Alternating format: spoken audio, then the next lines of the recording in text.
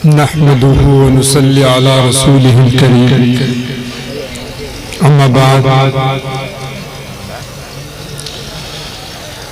क़ाल अल्लाहु तबारक व तआला फ़ी कलामिहिल मजीद वल फ़ुरक़ानिल हमीद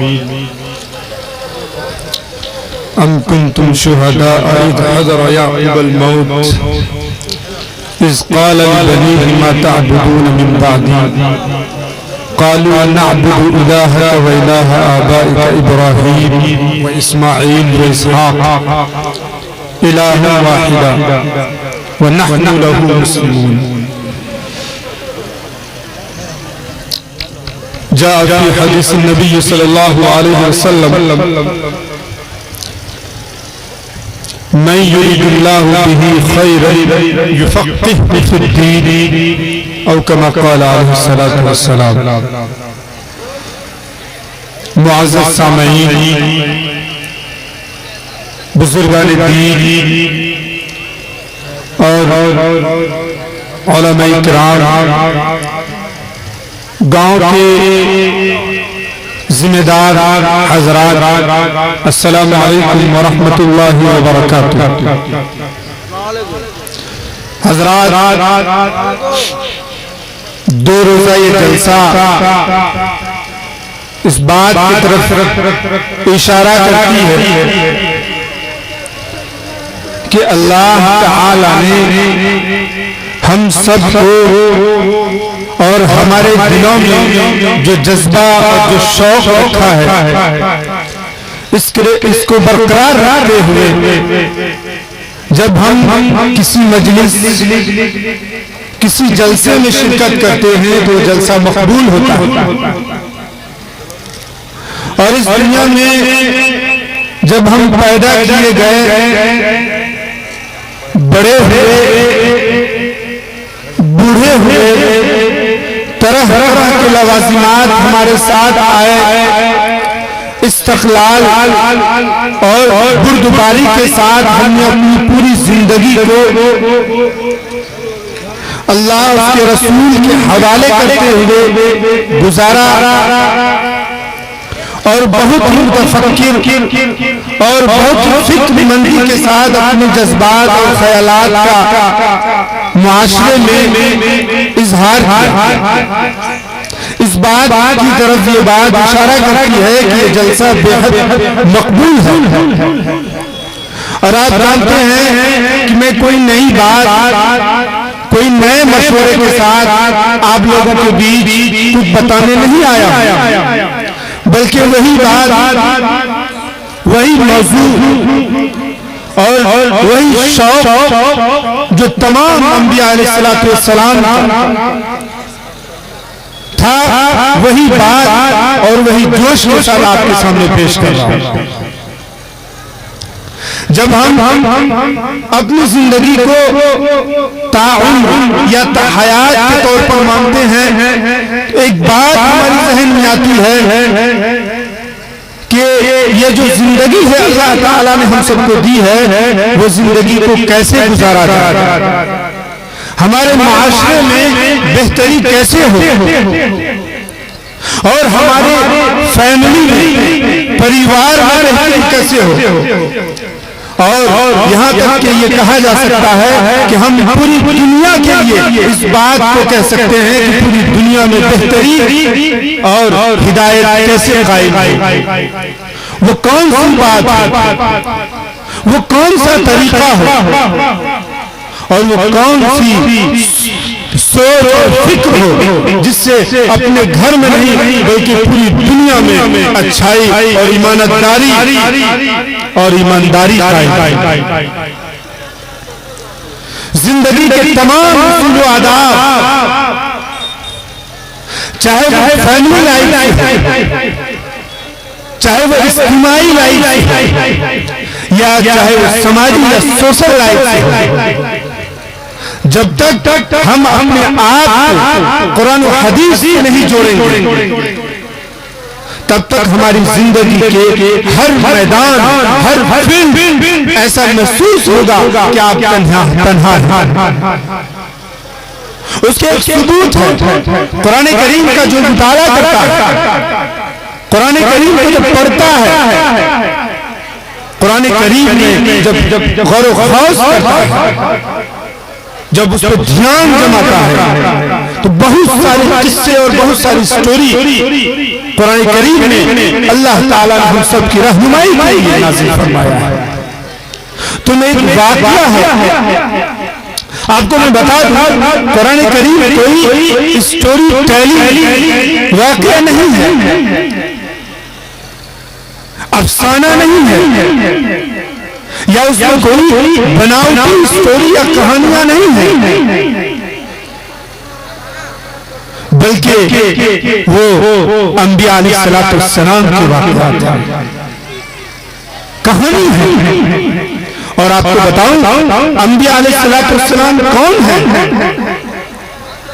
जब किसी स्टूडेंट से, जब किसी आदमी से, जब किसी जेंटलमैन से अंबिया अलैहिस्सलाम का डेफिनेशन पूछा जाएगा, जब उनसे कहा जाएगा व्हाट इज अंबिया अलैहिस्सलाम, tell me something about that, कहेगा I don't know about this, who is this, I don't know. बड़े अच्छे अंदाज और लफाजियत के साथ वो कहेगा। और जब उनसे कहा जाएगा what is best actor your life, आपकी जिंदगी में सबसे बेहतरीन हीरो कौन है, तो आप सुनेंगे और ताज्जुब करेंगे कि वो इतने अच्छे अंदाज में उन एक्टर और एक्ट्रेस की बात पूरी बेहतरीन अंदाज में एक्सप्लेन और वजाहत करेंगे। और आप जवान कोई नहीं कहिए, उम्र दराज लोग भी इस बात, जिनकी दाढ़ियां आ चुकी हैं, बेहतरीन अंदाज में किसी सिंगर की, किसी एक्टर और एक्ट्रेस के बारे में वजाहत करेंगे कि आप ताज्जुब हो जाएंगे। हमारे माशरे में से लोग हैं, मगर जब उन्हें नबियों के बारे में पूछा जाए और जब उन्हें हमारे नबी के बारे में पूछा जाए, अब हम बर्थडे हमेशा हर साल सेलिब्रेट करते हैं, हमारे नबी का बर्थडे बताएं, जाए पैदाइश बताएं, हमारे नबी की शान क्या है इस धरती पर उसको बताएं, हमारे नबी को क्यों भेजा गया है इस धरती पर, इस दुनिया पर, इस कायनात पर, इस यूनिवर्सल पर। वो फुसफुसे लफ्जों में कहेगा हमें दीनी तालीम नहीं पढ़ना, हमें मदरसा में पढ़ना, फुसफुसे लफ्जों में कहेगा।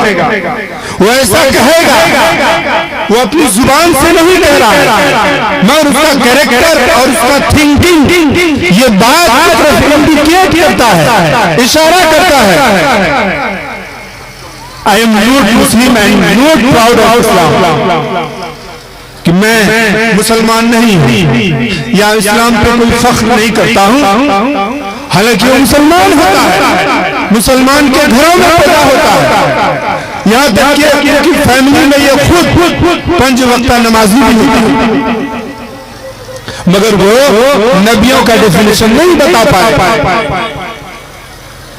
किसी बड़े से बड़े सिक्विन फ्राइड बड़े बड़े थिंकर्स का नाम जो हमारे समाज में ऐसी बुराइयों को जन्म दिया है, अगर आप पढ़ें तो पता चलेगा वो फिलोसफी ऐसा बयान किया जाता है, साइंटिफिक फिक्शन ऐसा बयान किया जाता है, उनकी जिंदगी में खुदा से हटकर किसी और खुदा का तस्वीर डाल दिया जाता है, उस फिलोसफी की, उस थिंकर की, उसको ऐसी थ्योरीज याद है जो आपको फटाफट बना देगा और उसका स्ट्रक्चर और उसका प्रैक्टिकल भी करके बताएगा। मगर उसे कहा जाए what is your name by Islam, आपका नाम क्या है, इस्लाम के हवाले से आप अपने आप को क्या कह रहे हैं, अपने आप को क्या महसूस करा रहे हैं।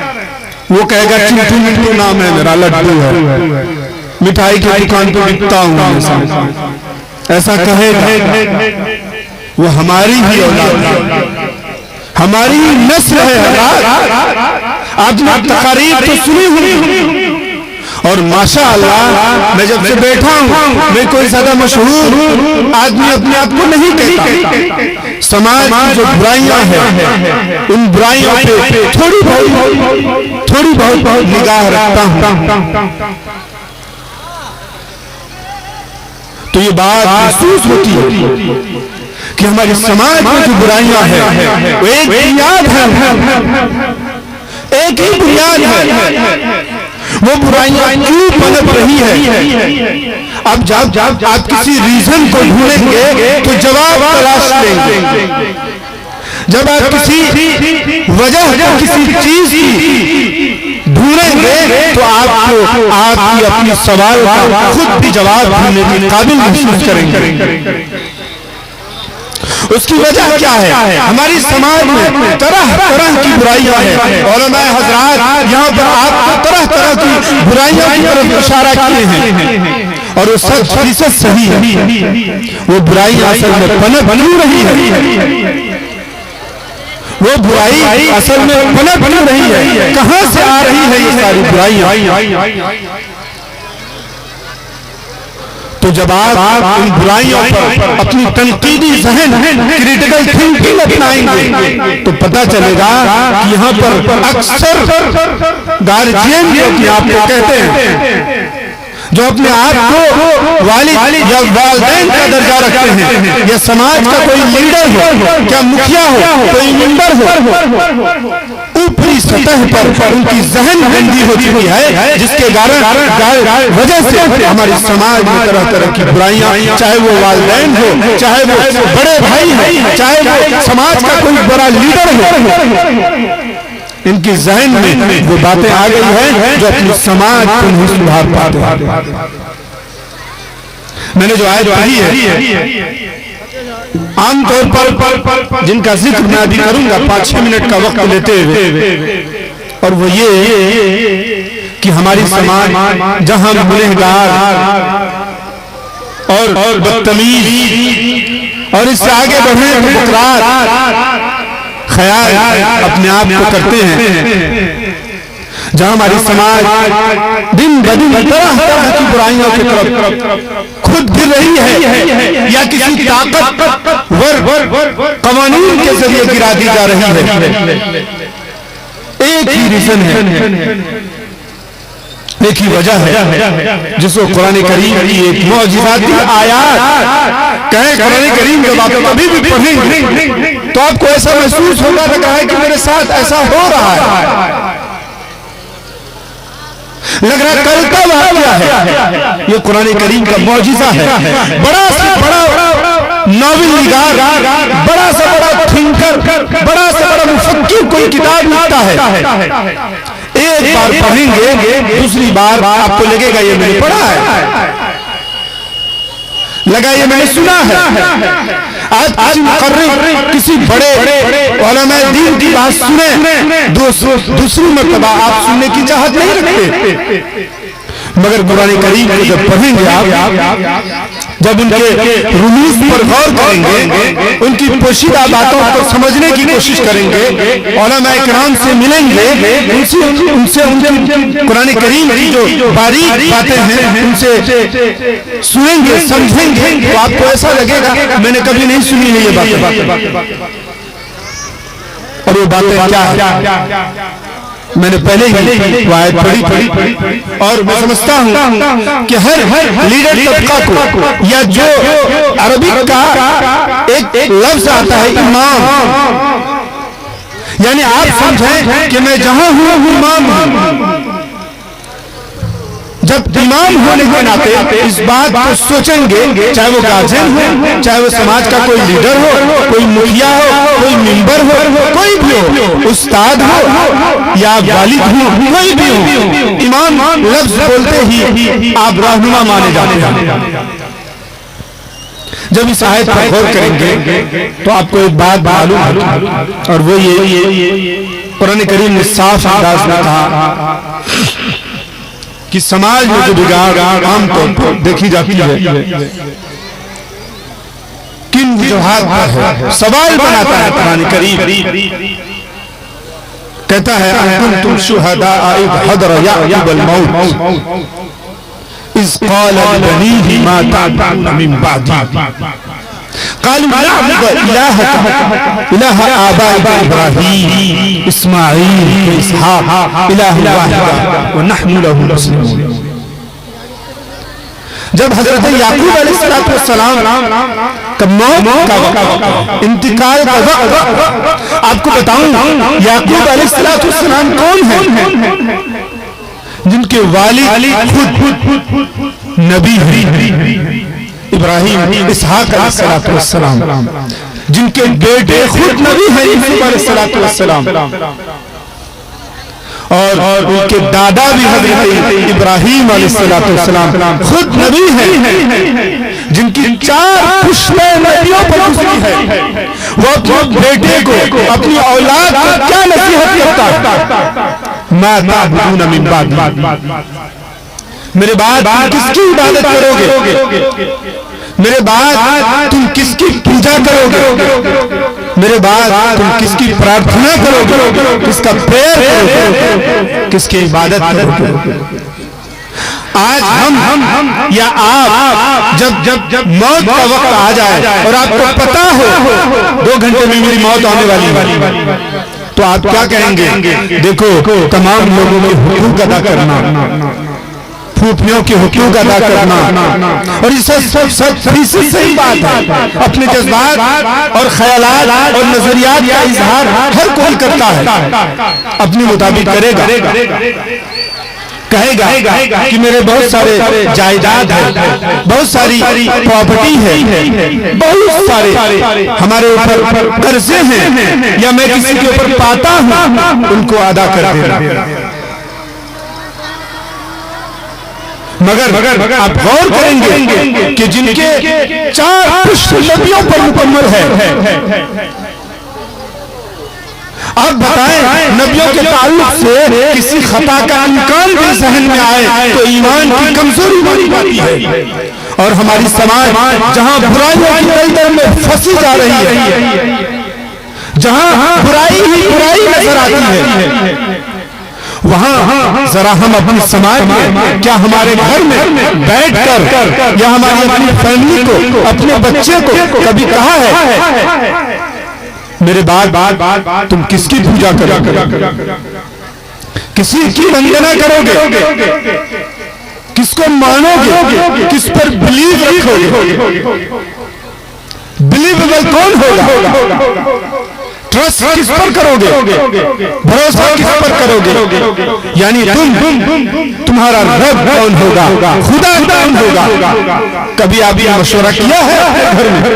हमको ऐसा महसूस होता है कि 0.009% भी नहीं होगी, 0 बटा सन्नाटा होगा। जरा कभी अपनी फैमिली से बात किया है? अपने घर में अपनी औलाद को कहा है? कभी आपने किसी मुखिया को सुना है कि आपका रब कौन है? उसको रब की डेफिनेशन बताया है? और फिर हम उम्मीद करते हैं कि तरह तरह के तालीमी निजाम को, तरह तरह के वेस्टर्न सिविलाइजेशन को, वेस्टर्न किरदार को मानते हुए हमारी समाज सुधर जाएगा। हम किसी पॉलिटिक्स में किसी अच्छे मुसलमान नेता को आगे बढ़ाकर हमारी समाज सुधर जाएगी।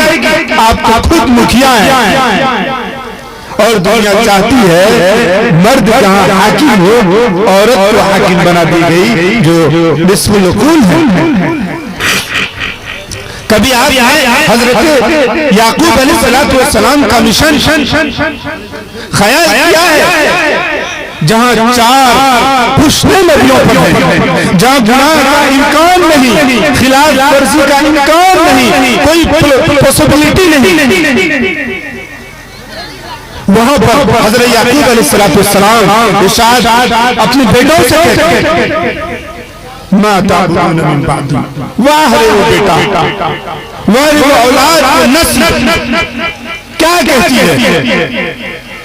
कालू नअबुदु इलाहका इलाह इब्राहीम इस्माईल व इसहाक इलाह वाहिद, के जिस पर आपके दादा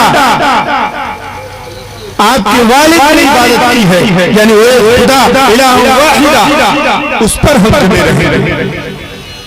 और हमारी समाज में इतनी सारी बुराइयां होने के बावजूद हम अपने घर में मीटिंग नहीं करते हैं, हम अपनी नस्ल को नहीं बताते हैं कि तुम्हारा रब कौन है। और हमारे गार्जियन जो बच्चे बहुत अच्छे पढ़े लिखे अपने आप को महसूस करते हैं, बड़ा लीडर है, मगर अपनी फैमिली में कभी भी ये मशवरा नहीं करते क्या मेरे मरने के बाद तुम बताओ प्रॉपर्टी लोगे या उस खुदा को लोगे जो दीन जहान में तुम्हें कामयाब कमरानी देने। उसे तालीम में बहुत अच्छे अच्छे डिग्री हासिल करवाया, मगर कभी उनसे मशवरा नहीं किया तुमको तुम्हारा जो दिनचर्या है, जो शब रोज की जिंदगी है, उसमें तुम खुदा को कितना मानते हो, या मेरे बाद मरने के बाद जो ये हालत है तुम्हारी किसको मानोगे। जब तुम्हें जिंदगी गुजारने के उस उसूल आदाब में उलझने महसूस हो जाएंगी, जब ये महसूस करोगे कि तुम अब तो कुछ भी नहीं हो, हार गए हो, अब तुम्हारा कोई भाई नहीं होगा, जब तुम किसी के ऊपर उम्मीद नहीं करोगे, उस वक्त बताओ किस पर उम्मीद करोगे। ये इबादत है या तौहीन इबादत, ये इबादत है कि तौहीन इबादत। जब कोई याद आया तो खुदा याद आया, जब आखिर में हम फंसा जाते हैं, जब हम आखिर में अपने आप को बेकाबू पाते हैं तो आ जाते हैं मस्जिद में, अल्लाह से रोते हैं, हाँ, और लोगों को दिखाते हैं कि देखिए मेरे ऊपर ये परेशानियां हैं, ये है वो है, और सामने वाला भी ये समझता है ये बहुत बड़ा ढोंगी है, और फिर भी अल्लाह ताला की दुआएं कबूल करता है जो मेरा बंदा है, मेरे ऊपर उम्मीद करता है। इस फीलिंग को आपने कभी शेयर किया, अपने बच्चों को बताया, जब तुम तमाम रास्ते बंद देखो तब एक अल्लाह पर यकीन करो, उस पर उम्मीद करो, इबादत करो। ये बताओ जब तुम ऐसा करोगे कि मेरे मरने के बाद तुम क्या करोगे, किसके ऊपर उम्मीद रखोगे, किस पर भरोसा करोगे, किससे इबादत करोगे। यानी तुम मरते दम तक तालीम से ज्यादा इसको माना जाए तो बेहतर होगा कि मेरे बाद तुम किसकी इबादत करोगे। जब उस ज़हनियत में एक खुदा का इल्म होगा, उसे खुदा को मानने का एक जज्बा होगा, तो चाहे कहीं भी पढ़े, स्कूल में पढ़े, मदरसा में पढ़े, कहीं भी पढ़े, वो अपने बाप की नसीहत को हमेशा याद रखे।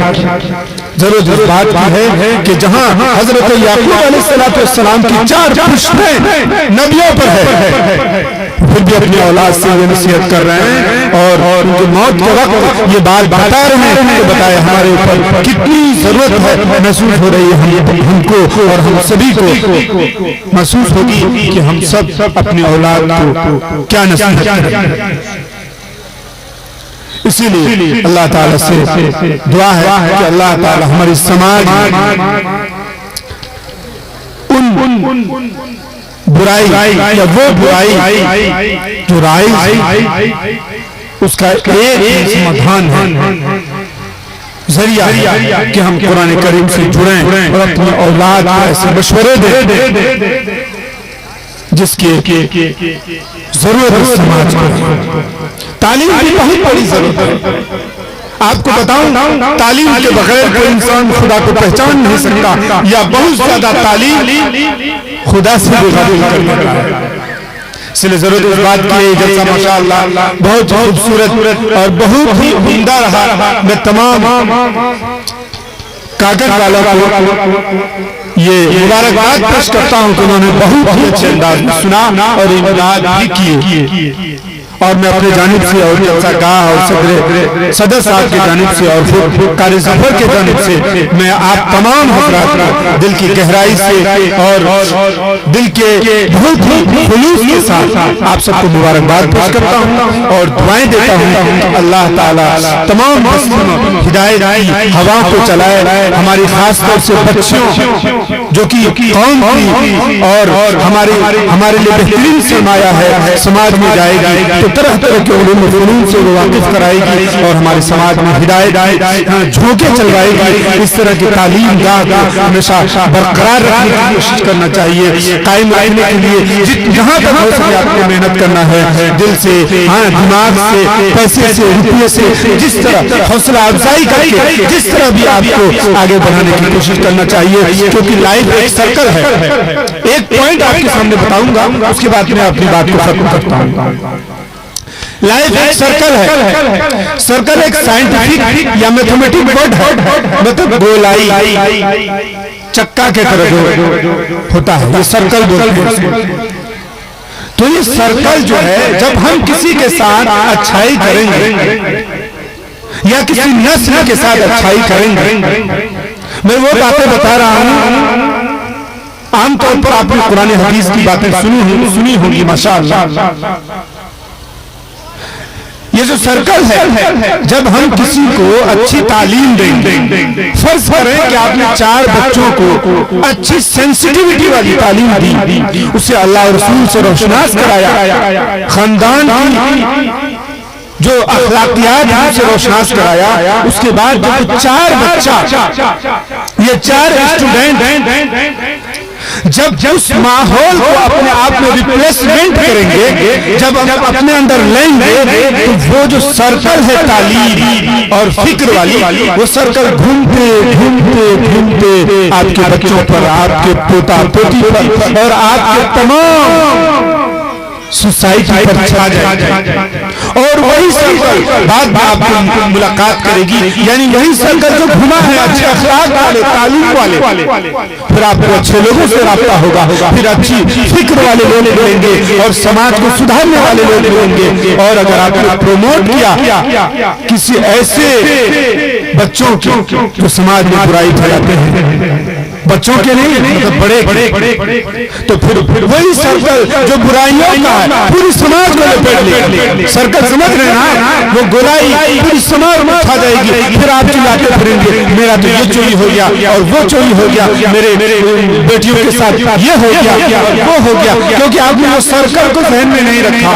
मैंने अगर प्रमोट इस सोसाइटी को किया जो तालीम याफ्ता हो, जो कुरान याफ्ता हो, जो हदीस याफ्ता, तो वो सर्कल आपको हमेशा फायदा देगी। और अगर आपने उस सोसाइटी को प्रमोट किया जो बुराइयों पर मबनी है, फसाद पर मबनी है, तो वो सर्कल आपको बाद में दिखाएगी कि आपने मेरे साथ क्या किया था और आप क्या देख रहे हैं। इसीलिए उस सोसाइटी को प्रमोट कीजिए, उस तालीम को प्रमोट कीजिए, उन लोगों को प्रमोट कीजिए जो समाज को बेहतरी की तरफ ले जाता है। और कुरान करीम ने बेहतरीन अंदाज में कहा है, या अय्युहल्लज़ीना आमनू कूनू मअस-सादिक़ीन, ऐ ईमान वालों, ऐ मेरे प्यारे बंदो, है ना, सच्चे लोगों के साथ हो जाओ। इन्हीं बातों के साथ मैं अपनी बात को मुकम्मल करता हूँ और ये दुआ करता हूँ कि अल्लाह ताला जो लोग जलसे में शरीक हुए उनकी जायज़ तमन्नाओं को, मुरादों को अल्लाह कबूल फरमाए। और जो लोग जिस जायज़ तमन्नाओं के साथ लेके आए हैं या जो सोच नहीं पाए, कुछ लोग बेमतलब के होते हैं, उनकी जिंदगी में आना कोई मतलब ही नहीं होता, उनको पता ही नहीं होता है हम किस लिए आए हैं। अल्लाह ताला अगर उनकी भी कोई ख्वाहिश है, अल्लाह ताला उनकी भी अगर जायज़ है, अल्लाह तू बादशाहों का बादशाह है, रब्बुल आलमीन है, अल्लाह तू बेमांगे और हमारे समाज को दीनी तालीम से जोड़े और हम सबको नेक नीयति के साथ जिंदगी बसर करने की तौफीक अता फरमाए। व आखिर दावाना अल्हम्दुलिल्लाहि रब्बिल आलमीन।